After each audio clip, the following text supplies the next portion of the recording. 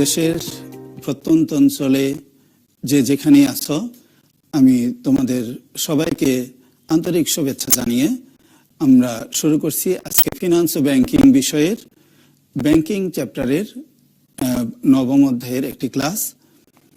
আজকের আলোচ্য বিষয় হচ্ছে ব্যাংকিং ব্যবসার মূলনীতি।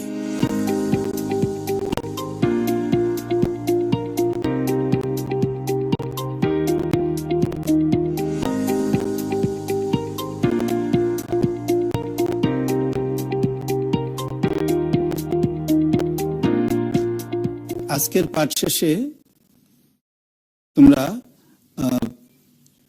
জানতে পারবে ব্যাংকিং ব্যবসায় কি কি মূলনীতি রয়েছে এবং সেগুলো দিয়ে ব্যাংক কার্যক্রম কিভাবে পরিচালনা করে।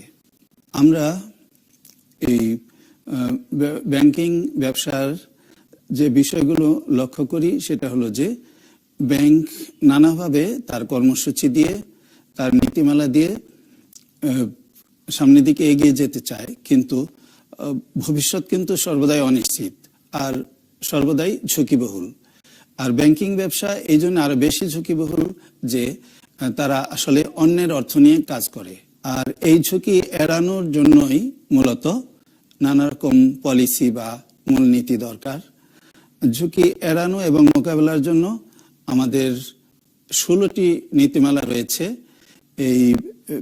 আমরা এই 16টি নীতিমালা পরপর আলোচনা করে যাব। চলো সামনে এগিয়ে যাওয়া যাক। ব্যাংকিং ব্যবসার মূলনীতির অন্যতম একটি হচ্ছে নিরাপত্তার নীতি। যারা ব্যবসার সাথে জড়িত তথা ব্যবসায়ী শ্রেণী, তারা যখন কোনো ব্যাংকে অর্থ জমা রাখে, প্রথমেই তারা ভাবে কোন ব্যাংকে জমা রাখলে এটি নিরাপদ হবে। তো ব্যাংক কর্তৃপক্ষও চায় গ্রাহকের অর্থের নিরাপত্তা বিধান করতে, যাতে গ্রাহকের আস্থা অর্জন করা যায়। এরপর আসছে মুনাফার নীতি। যেহেতু ব্যাংক একটি ব্যবসা আর প্রত্যেকটা ব্যবসায়ীরই মূল লক্ষ্য মুনাফা অর্জন করা, কাজেই এই মুনাফার নীতি নিয়েই ব্যাংক তার অন্যতম নীতি হিসেবে গ্রহণ করে ব্যাংক তার ব্যবসা পরিচালনা করে থাকে। তারল্য নীতি। তোমরা লক্ষ্য করে থাকবে তারল্য শব্দটা একটু কেমন যেন। আমরা হয়তো তরল অনেক কিছুর সাথে পরিচিত, যেমন পানি, আমরা তরল পানি পান করি, দুধ পান করি, আমরা তেল দেখে থাকি, এগুলোকে তরল। কিন্তু ব্যাংক ব্যবসায়ের ক্ষেত্রে এই তারল্য ভিন্ন একটা অর্থ বহন করে। একটু ডিসকাস করি, তাহলে তোমাদের কাছে বিষয়টা আশা করি সহজ হয়ে যাবে। এখানে তারল্য বলতে নগদ অর্থকে মিন করা হয়েছে। নগদ অর্থের অবস্থাটা কি? ধরে নি একটা ব্যাংক গ্রাহকের প্রচুর অর্থ জমা রাখছে, প্রতিদিনই আবার গ্রাহক কিছু টাকা জমা রাখে, আবার কোনো গ্রাহক ব্যাংক থেকে টাকা তুলে নিয়ে যায়। ব্যাংকে আগে থেকে সিদ্ধান্ত নিতে হয়, মানে তার অভিজ্ঞতা এবং দৈনন্দিন যে কার্যকলাপ, সেগুলো থেকে ব্যাংক একটা বুঝে ফেলে যে তার প্রতিদিন কতটুকু নগদ অর্থের প্রয়োজন হবে, অপরদিকে কি পরিমাণ টাকা তার হাতে জমা হবে। তাহলে এই দুইয়ের মধ্যে অবশ্যই ভারসাম্য রক্ষা করা দরকার। ধরে নাও তুমি ব্যাংকের একজন গ্রাহক, ব্যাংকে টাকা তুলতে গেছো, ব্যাংক বলে দিল যে আজ টাকা দেওয়া যাবে না। স্বাভাবিকভাবে তোমার টাকা তুমি তোমার ব্যাংক অ্যাকাউন্টে জমা রেখেছ, এই মুহূর্তে যদি তুমি ওখান থেকে টাকা তুলতে না পারো, তোমার মন খারাপ হয়ে যাবে এবং তোমার যে উদ্দেশ্য নিয়ে ব্যাংকে গেছো, তুমি অবশ্যই এই ধরনের মনে করবে যে ধুত, এই ব্যাংক বোধহয় ভালো না। তো যাই হোক, ব্যাংকও চাবে না যে তার এই সুনামটা নষ্ট হোক। কাজেই তার অভিজ্ঞতা থেকে যে পরিমাণ নগদ অর্থ তার হাতে জমা রাখলে ব্যাংক ওই গ্রাহকের চাহিদা মতো অর্থ প্রদান করতে পারবে, অপরদিকে ব্যাংক আবার বেশি যদি অর্থ হাতে জমা রাখে, তাহলে এই অর্থ অন্য কোথাও যদি বিনিয়োগ করা হয়, বিনিয়োগ থেকে যে লাভ হবে, অতিরিক্ত বিনিয়োগ করলে সে লাভ হবে, সেটা করলে হয়তো গ্রাহককে অর্থ প্রদান করতে ব্যাহত হবে। অপরদিকে কম বিনিয়োগ করে বেশি অর্থ জমা রাখলে ব্যাংক ওই বিনিয়োগের যে ইনকাম, সেটা থেকে বঞ্চিত হবে। তাহলে এই দুইয়ের ভারসাম্য নীতিটাই হচ্ছে আসলে তারল্য নীতি। আমি আশা করি তোমাদের বোঝাতে পেরেছি। এরপর আসো প্রাচুর্য বা সচ্ছলতার নীতি। প্রাচুর্য, ব্যাংক একটা অর্থের প্রতিষ্ঠান। অনেকেই বলে যে ব্যাংক নাকি ঋণের ব্যবসায়ী, অর্থের ব্যবসায়ী। তো ঋণ বা অর্থ নিয়ে যাদের কাজ, তাদের হাতে যদি পর্যাপ্ত অর্থ না থাকে তাহলে তাদের ব্যবসা স্বাভাবিকভাবে চলবে না, হয়তো অচিরেই এই ব্যবসা দেউলিয়া হয়ে যেতে পারে। কাজেই ব্যাংক ব্যবসা পরিচালনা করার জন্য যথেষ্ট পরিমাণে অর্থ বিনিয়োগ করতে হবে, এবং এটাই হচ্ছে প্রাচুর্য বা সচ্ছলতার নীতি। দক্ষতার নীতি। ব্যাংক ব্যবসা, আগে বলেছি, এটি একটি ঝুঁকিবহুল ব্যবসা। এই ব্যবসাকে দক্ষতার সাথে পরিচালনা না করলে মুনাফা যথেষ্ট পরিমাণে হবে না। সেই জন্য দক্ষতা এখানে একটা দারুণ উল্লেখযোগ্য নীতি এবং বিষয়। দক্ষতার সাথে পরিচালনা না করতে পারলে ব্যয় সংকোচন হবে না, আবার যথেষ্ট পরিমাণ মুনাফা অর্জন করতে পারবে না, জনগণের চাহিদা অনুযায়ী সেবাও দিতে পারবে না। কাজে এখানে দক্ষতা, যোগ্যতা এগুলো খুব বেশি ইম্পর্টেন্ট ব্যাংক ব্যবসার জন্য। এবার আসি সেবার নীতি। আমার আলোচনার শুরু থেকেই তোমরা হয়তো এর মধ্যে অনেক বিষয় জেনেছ।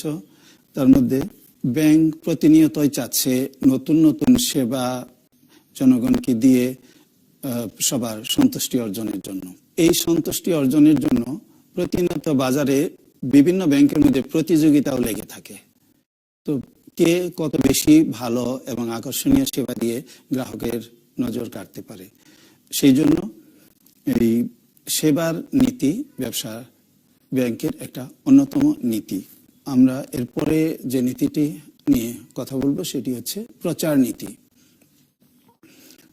যে ব্যাংকগুলো প্রতিযোগিতায় লিপ্ত, তারা প্রত্যেকেই চায় তার দিকেই গ্রাহকরা বেশি হারে চলে আসুক। অর্থাৎ পাশাপাশি দুটো দোকানের মতোই, যে আমার দোকান থেকে বেশি গ্রাহক সওদা করতে আসুক। তো সেই ক্ষেত্রে প্রচার নীতি গ্রহণ করে ব্যাংক, এবং প্রচার নীতির মাধ্যমে তাদের দক্ষতা, যোগ্যতা এবং অন্য ব্যাংকের চেয়ে তার কি কি সেবা বেশি আকর্ষণীয় এবং জনগণের জন্য বেশি সহজ এবং সুলভ, সেগুলো তারা উপযুক্ত, বোধগম্য এবং সহজ প্রচার বা অ্যাডের মাধ্যমে ফুটিয়ে তুলতে পারে। এটি হচ্ছে ব্যাংকের প্রচার নীতি। গোপনীয়তার নীতি, এটি ব্যাংকের অন্যতম একটি নীতি। এই অন্যতম নীতি এমন যে ব্যাংকে যার হিসাব আছে, তার একান্ত আপনজন যদি যে বলে যে আমার এই আপনজনের ব্যাংকে কত টাকা জমা আছে আমাকে একটু জানান, ব্যাংক কিন্তু তা জানাবে না। কারণ ব্যাংকের নীতির মধ্যে অন্যতম একটি হচ্ছে গোপনীয়তার নীতি। গ্রাহকের প্রয়োজনীয় তথ্যগুলো গোপন রাখাই ব্যাংকের এই নীতির উদ্দেশ্য। সুনামের নীতি, ব্যাংক তার কার্যকলাপ দিয়ে প্রতিনিয়ত সেবার মাধ্যমে চাচ্ছে যে তার সুনাম চারদিকে ছড়িয়ে পড়ুক, এবং এই সুনাম শুধু ছড়িয়ে পড়ুক তাই না, সেটা ভবিষ্যতে অব্যাহত থাকুক, এই প্রচেষ্টা প্রতিনিয়তই করে যাচ্ছে। এটাই হচ্ছে ব্যাংকের সুনামের নীতি। বিনিয়োগ নীতি, ব্যাংক সরকারের নীতি বাস্তবায়নে এবং তার মুনাফা বৃদ্ধির কল্পে প্রতিনিয়তই নানান প্রকল্পে বিনিয়োগ করে যাচ্ছে। যারা দেশের উন্নয়নে বিভিন্ন প্রকল্পে বিনিয়োগ করবে, ব্যাংক তাদেরকে সহজ শর্তে বিভিন্নভাবে এবং সরকারি পলিসি অনুযায়ী ঋণ দিয়ে থাকে। এভাবে দেশের বিনিয়োগে অংশগ্রহণই ব্যাংকের বিনিয়োগ নীতি। উন্নয়নের নীতি, ব্যাংক তার কার্যক্রম দ্বারা মুনাফা অর্জন করে, এবং ব্যাংকের তারা যে বার্ষিক কর দিয়ে থাকে সরকারকে, এবং বিনিয়োগের মাধ্যমে এই সব মিলিয়ে তারা দেশের উন্নয়নেরই অংশীদার, তারা উন্নয়নে নানাভাবে অংশগ্রহণ করে থাকে। এরপরে আসছে উদ্দেশ্যের নীতি। আর তোমরা আশা করি নিশ্চয়ই আমার আগের ক্লাসটি ভুলে যাওনি। ব্যাংকিং এর আগের ক্লাসে কিন্তু ব্যাংকের উদ্দেশ্য নিয়ে বিস্তর আলোচনা হয়েছে। ব্যাংক কি কি কারণে, কি কি উদ্দেশ্য নিয়ে সেখানে আলোচনা হয়েছে যে কি কি উদ্দেশ্য নিয়ে তাদের কার্যক্রম পরিচালনা করে। 16টি নীতির এ পর্যায়ে রয়েছে মিতব্যয়িতার নীতি। আমরা এর আগের বিভিন্ন নীতি যদি পর্যালোচনা করি, একটু আগে তোমাদের মনে আছে কি আলোচনা করেছিলাম দক্ষতার নীতি? হ্যাঁ, এই দক্ষতার নীতির মাধ্যমে দক্ষতার সাথে পরিচালনা করে ব্যাংক খরচকে কমিয়ে রাখতে পারে। আর যখন সে খরচ কমিয়ে রাখতে সক্ষম হয় তখন সে মিতব্যয়ীভাবে তার ব্যাংক পরিচালনা করতে সক্ষম হয়। আমি আশা করি তোমরা বুঝেছ। সততা ও বিশ্বস্ততার নীতি। ব্যাংক প্রতিনিয়তই চায় প্রতিটা গ্রাহকের কাছে তার সততা ও বিশ্বস্ততা ফুটিয়ে তোলে। এই মর্মে ব্যাংক নানা ধরনের পলিসি গ্রহণ করে এবং কোনোভাবেই তাদের গোপনীয়তা অন্য কারো কাছে প্রকাশ করে না। গ্রাহকদের কাছে তাদের এই সততা এবং বিশ্বস্ততার জন্যই ব্যাংক তার নীতির দ্বারা সামনে এগিয়ে যায়। সাবধানতার নীতি। ব্যাংক প্রতিটা বিনিয়োগের আগে সেই বিনিয়োগের পূর্বাপর ভেবে চিন্তে বিনিয়োগ করে থাকে। যেহেতু আমি শুরুতেই বলেছিলাম ব্যাংক কাজ করে অন্যের অর্থ নিয়ে এবং সেই অর্থটা যথাযথভাবে বিভিন্ন প্রকল্পে বিনিয়োগ করার আগে ব্যাংক ভেবেচিন্তে সিদ্ধান্ত নেয় যে এখানে এই প্রকল্পটি লাভজনক হবে কিনা। তার লাভজনকতা ব্যাংক তার নিজস্ব দক্ষতা দিয়ে পর্যালোচনা করে যদি দেখে যে এখানে বিনিয়োগ করা লাভজনক হবে তবেই সেখানে বিনিয়োগ করে, আদারওয়াইজ সেই প্রকল্পটা ক্যান্সেল করে। এভাবে ব্যাংক সাবধানতার নীতি অবলম্বন করে থাকে। সবশেষে রয়েছে বিশেষায়নের নীতি। ব্যাংক তার দক্ষতা সাথে পরিচালনায় বিশেষ কার্যক্রমগুলো, যেমন ধরে নাও যে ব্যাংকের কোনো একটি শাখা কোনো একটা বেঞ্চে এক জাতীয় কাজ করা হয়, একজন লোক একটা মাত্র কাজের সাথে জড়িত থাকে, তার মানে সে এই বিষয়ে পারদর্শী। ধরে নেওয়া যাক এলসি ওপেন করা। যারা বিদেশে আমদানি রপ্তানি কাজের সাথে জড়িত তারা প্রতিনিয়ত ব্যাংকে আসে এলসি ওপেন করতে। এখন এলসি বিষয়ে যে পূর্বপর জানে তাকেই কিন্তু এই কাজে বসানো হয়েছে। ব্যাংক এভাবে যে কাজে পারদর্শী সেই দক্ষ কর্মীকে উপযুক্ত স্থানে বসিয়ে তার কার্যক্রম পরিচালনা করে আসছে। এটাই আমাদের এখানে বিশেষায়নের নীতি বলে ব্যাখ্যা করা হয়েছে। তোমরা আলোচনা আশা করি এই 16টা নীতি ভালোভাবে লক্ষ্য করেছ এবং বিস্তারিত আলোচনা শুনে তোমাদের এই ব্যাংকের বিশেষ নীতিগুলো সম্বন্ধে আইডিয়া হয়ে গেছে। মনে আছে তো ব্যাংক ব্যবসার মূলনীতি কয়টি? আমার কাছে মনে হচ্ছে সবাই চিন্তা করে উত্তরটা রেডি করেছ। হ্যাঁ, আসো উত্তর মিলিয়ে নেই। হ্যাঁ, উত্তর হচ্ছে 16টি নীতি রয়েছে ব্যাংকের মূলনীতি। ব্যাংক কি কি কাজের মাধ্যমে বাজারে সুনাম সৃষ্টি করতে পারে? নিশ্চয়ই এবার সবাই মনে মনে খুঁজে বেড়াচ্ছ উত্তরটা কি হতে পারে। হ্যাঁ, তোমরা উত্তর নিশ্চয়ই খুঁজে পেয়েছ। আমি জানি তোমরা অবশ্যই এতক্ষণ মনোযোগ দিয়ে আলোচনা শুনছিলে। তো এসো আমার সাথে উত্তরটা মিলিয়ে নেওয়া যাক। উন্নত ব্যবস্থাপনা, দক্ষ পরিচালনা, গোপনীয়তা রক্ষা এবং সেবামূলক কাজের মাধ্যমে ব্যাংক তার এই সুনাম সৃষ্টি করতে পারে, বাজারে তাকে আরো বেশি গ্রহণযোগ্য করে তুলতে পারে। সেই পয়েন্টগুলোই হচ্ছে উন্নত ব্যবস্থাপনা, দক্ষ পরিচালনা, গোপনীয়তা রক্ষা এবং সেবামূলক কাজ। ব্যাংক বিনিয়োগের নীতিতে কি কি শর্ত আরোপ করে একটু ভেবে চিনতে বলো দেখি। আচ্ছা, একটু ভাবতে কষ্ট হচ্ছে তাই না? ঠিক আছে, আমি উত্তরটা বলেই দিচ্ছি, তোমরা মিলিয়ে নাও। বিনিয়োগের আকার কত বড় হবে, মানে যেখানে বিনিয়োগ করব সেটা কত বড় হবে, কত টাকার হবে, 100 কোটি না 200 কোটি, সেটার আকার কত হবে, মেয়াদ কত হবে, সেটা কি 5 বছর মেয়াদি না 10 বছর মেয়াদি, সেটাই হচ্ছে মেয়াদ। সুদের হার, গ্রাহকের কাছে পছন্দ হলো স্বল্প সুদ, কাজেই সুদের হারটা কি হলে উভয় পক্ষের স্বার্থ বজায় থাকবে সেইভাবে সাধারণত বিনিয়োগের নীতিতে শর্ত আরোপ করা হয়। আশা করি তোমরা এই বিষয়গুলো এতক্ষণ জেনে ফেলেছ, তবু একটু মিলিয়ে দেখলাম।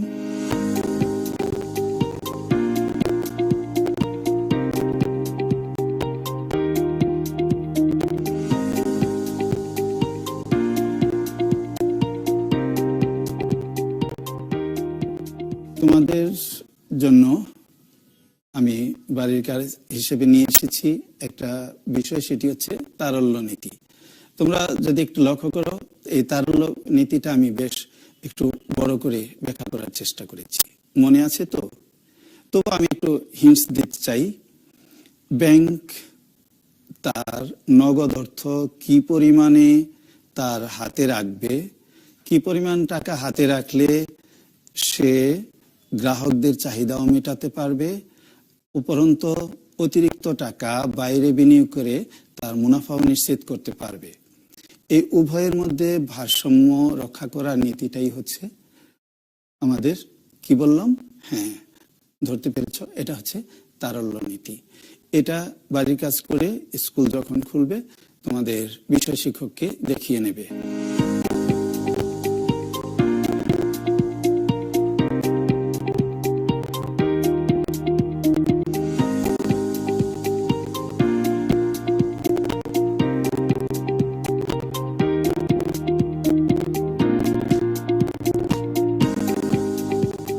আর অবশ্যই তোমাদেরকে আমি আহ্বান জানাচ্ছি, তোমরা কিশোর বাতায়নে এই বিষয়ে কুইজে অংশ নিবে এবং ক্লাসটা এনজয় করবে।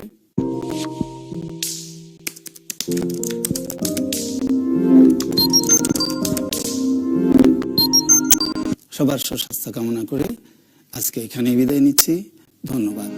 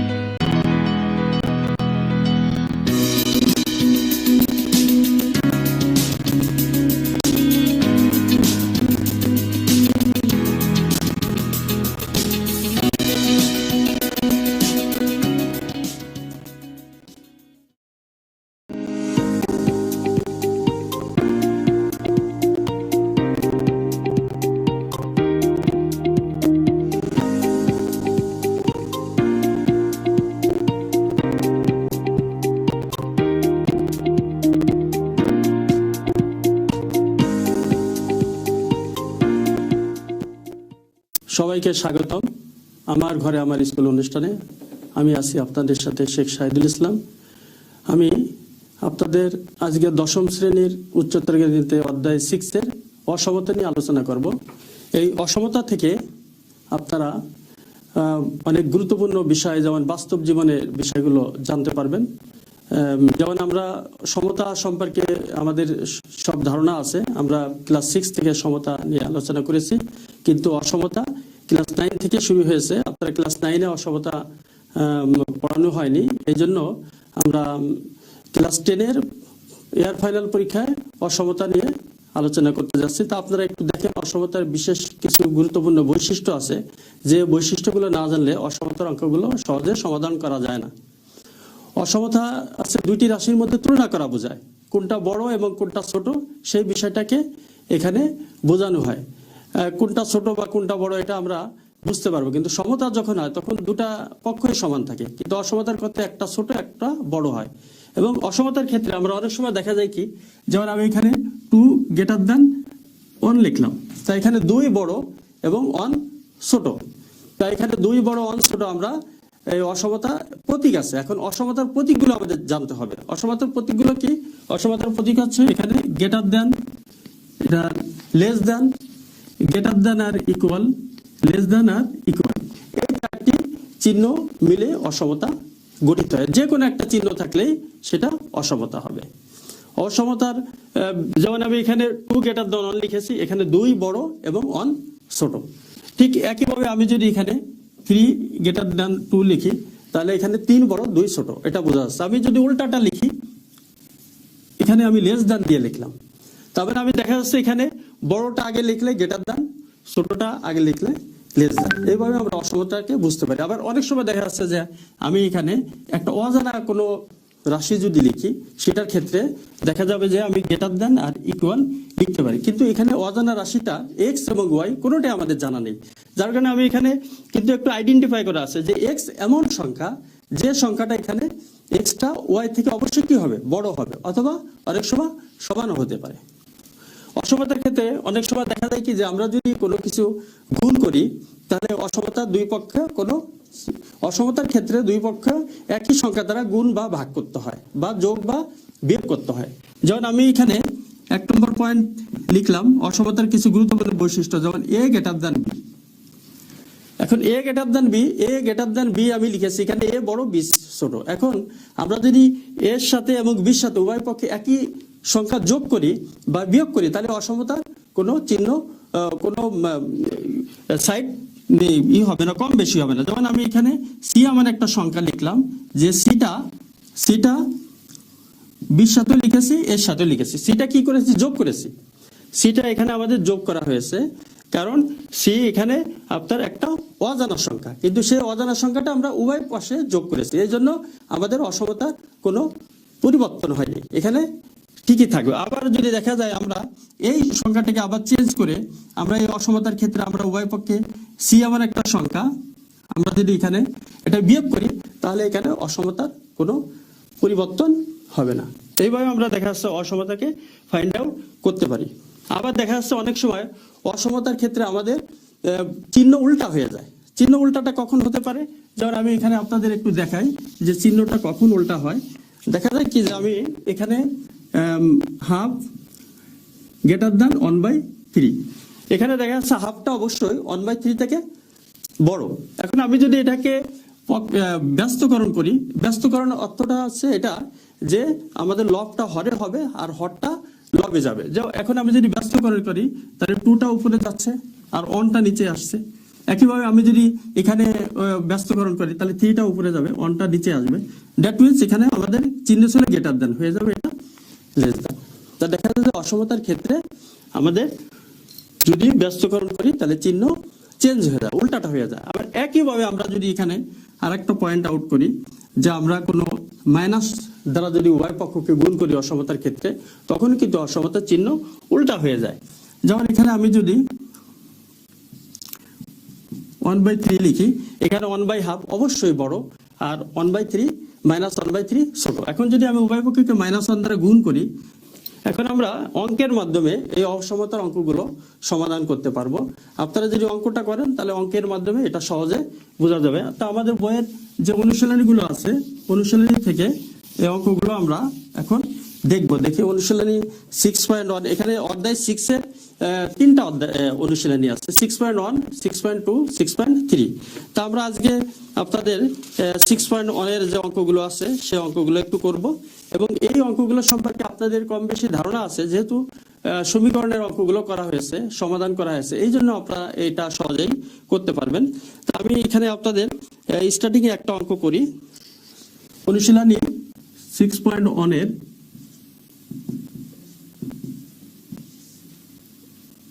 আমি 2 নম্বর অঙ্কটা করব আপনাদের সুবিধার জন্য।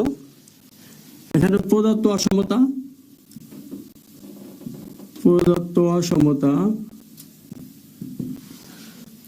3 × x - 2 আছে লেস দ্যান 6।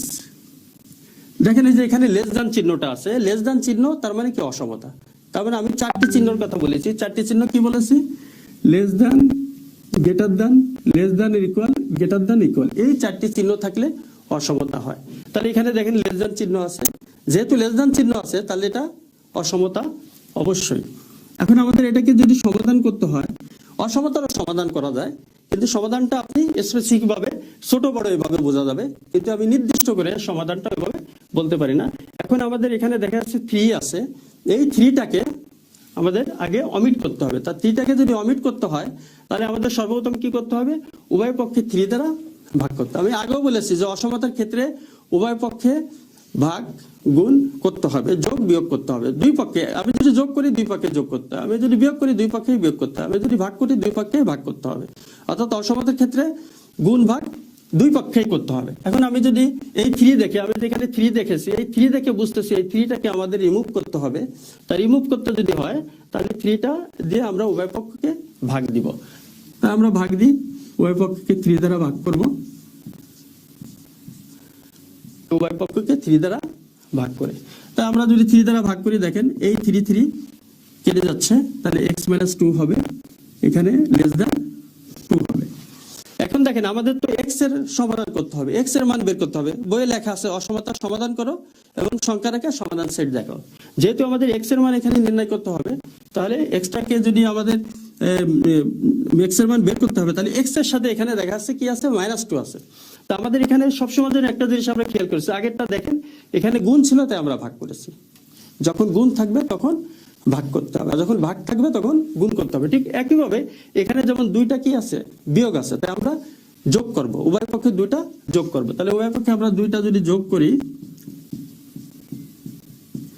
তাহলে দেখেন এখানে এক্সট্রা রিমুভ, এক্সট্রার সাথে যে সংখ্যাগুলো আছে এটা বাদ হয়ে যাচ্ছে, তাহলে এই -2 + 2 কেটে যাচ্ছে। আমি এখানেও প্রিয় শিক্ষার্থীরা আপনারা সাইড নোটটা লিখে নেবেন। তাহলে এখানে -2 + 2 কেটে যায়, x থাকে, তাহলে <4। অর্থাৎ এখানে আমরা x এর একটা মান পেয়েছি, সম্ভাব্য মান, যে x এর মানটা 4 থেকে কি হবে, ছোট হবে। এখন এই x এর মানটা 4 থেকে ছোট হবে, এখানে x বলতে আসলে রিয়েল নাম্বার। রিয়েল নাম্বার তো অসংখ্য, দশমিকে, ভগ্নাংশে, পৌনঃপুনিকে, আপনারা জানেন যে দশমিক ভগ্নাংশ আছে, সাধারণ ভগ্নাংশ আছে, পূর্ণ সংখ্যা আছে, ধনাত্মক সংখ্যা আছে, ঋণাত্মক সংখ্যা আছে, বাস্তব সংখ্যা মানে যে বর্গমূলের মধ্যে মাইনাস মান ছাড়া যে কোনো সংখ্যাই বাস্তব সংখ্যা। তাহলে এখানে এক্সট্রা মান যে আমরা পাচ্ছি এটা একটা বাস্তব সংখ্যা। তাহলে আমরা লিখতে পারি, আমাদের যেহেতু বলছো অসমতাগুলো সমাধান করো, তাহলে আমরা লিখবো নির্ণয় সমাধান, নির্ণয় সমাধান। প্রিয় শিক্ষার্থীরা বুঝতে পারছেন তো, নির্ণয় সমাধান, নির্ণয় সমাধান x <4। তাহলে আমরা x এর মানটা 4 থেকে ছোট হবে। এখন 4 থেকে ছোট হবে মানে 4 হবে না, 4 থেকে এক্সাক্ট ছোট হবে। এখন আমাদের এখানে বলেছে সংখ্যা রেখা সমাধান সেট নির্ণয় করো। তাহলে আমরা এখানে সমাধান সেটটা দেখি, এখানে সমাধান সেট, সমাধান সেটের ক্ষেত্রে আমরা জানি যে সেট ACT সেট, তার সেটের প্রথম লেটারটা আছে S, এই জন্য আমরা এখানে, আর সেটার ক্ষেত্রে সবসময়ের জন্য আপনারা জানেন, পূর্বে পড়েছেন, 8 থেকে এটা পড়ে আসছেন যে সেটের ক্ষেত্রে আমরা সেটকে ক্যাপিটাল লেটার দ্বারা প্রকাশ করি। এই জন্য আমরা সেটের প্রথম লেটারটা S, এই জন্য আমরা S দ্বারা প্রকাশ করেছি। এখন কেউ যদি মনে করেন যে S লিখবেন, লিখতেও পারেন, আবার নাও লিখতে পারেন, S না লিখলেও চলবে। তা যেহেতু এখানে সেট, তাহলে অবশ্যই মাস্ট বি সেকেন্ড ব্র্যাকেট হবে। সেটের ক্ষেত্রে অবশ্যই সেকেন্ড ব্র্যাকেট দিতে হবে, এই জন্য আমরা সেটের ক্ষেত্রে সেকেন্ড ব্র্যাকেট দিয়েছি। এখন যেহেতু আমাদের এই যে x এর মানটা, xটা কি, এটা একটা রিয়েল নাম্বার, এই জন্য আমাদের এখানে x বিলংস টু r। এখন আমরা দেখেন এখানে যদি আমরা শুধু r লিখতাম, এই আরটা আছে, স্বাভাবিক যে আরটা আছে এই আরটা হয়। আর আমরা যখন এটাকে বোল্ড করে দিই, আপনারা পূর্বের ক্লাসগুলোতে দেখেছেন, বোল্ড করলে এটা কি হয়ে যায়, রিয়েল নাম্বারের আর হয়ে যায়। এই জন্য আমরা এখানে রিয়েল নাম্বারের আর লিখেছি। আর এখানে সাজডাট, সাজডাটের বাংলা অর্থ হচ্ছে জেনো। জাস্ট আমরা সমাধানে যে জিনিসটা পেয়েছি ওটাই এখানে আমরা শো করব, কোনো পরিবর্তন নেই, শুধুমাত্র যেহেতু সেট এই জন্য সেকেন্ড ব্র্যাকেট।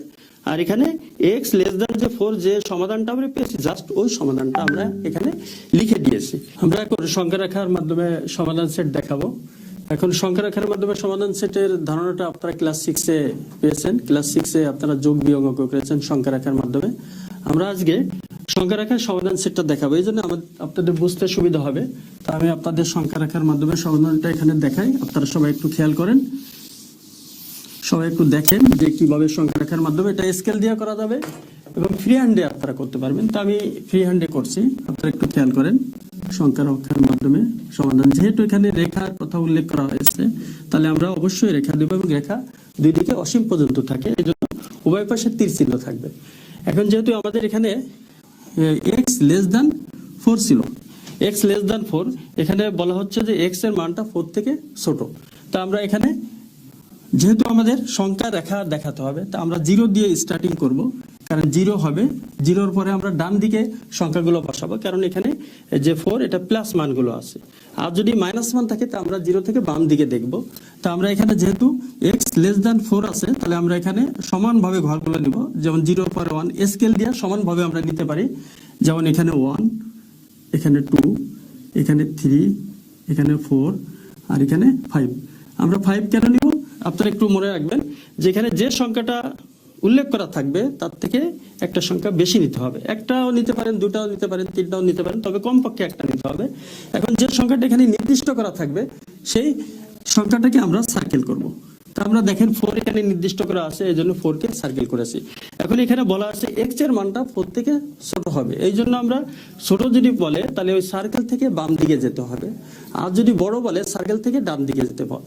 এই জন্য যেহেতু এখানে ছোট বলা আছে, এই কারণে আমরা এই x এর মান যে 4 থেকে ছোট, এই কারণে আমরা বাম পাশের অংশটাকে বোল্ড করে দিব। তাহলে এইটাই আমাদের সংখ্যা রেখা হয়ে যাবে। বাম পাশের অংশটা বোল্ড করলে এটাই সংখ্যা রেখার মাধ্যমে আমাদের প্রকাশ করলে এটাকেই নির্দেশ করে যে এই অংশটাকে বোঝাচ্ছে।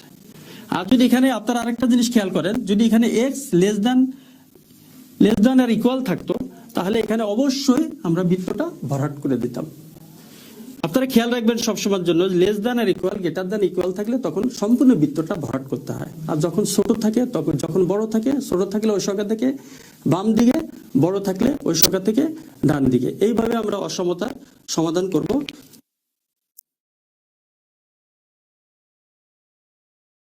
প্রিয় শিক্ষার্থীরা, আপনারা যদি এই বিষয়টা ভালো করে বুঝতে না পারেন, তাহলে কিশোর বাতায়ন আছে, এই কিশোর বাতায়নের মাধ্যমে আপনারা এটাকে আবার পুনরায় এইটা রেজিস্ট্রেশন করে দেখতে পাবেন।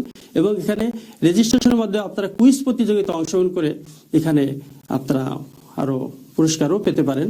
এই জন্য আপনাদের যদি ভুলে যান, তাহলে আপনারা এটা রেজিস্ট্রেশন করে পুনরায় আবার এই লেকচারটা দেখতে পাবেন। ভুলে যেতেই পারেন, এই জন্য আপনাদের দেখার আমন্ত্রণ রইল।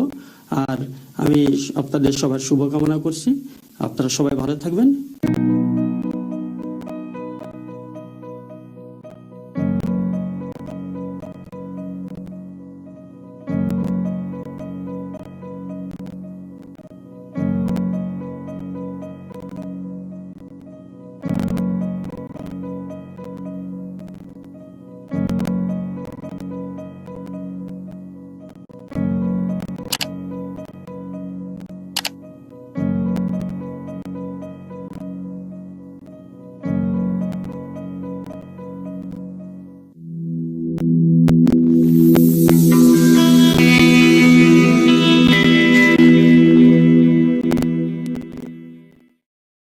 আমার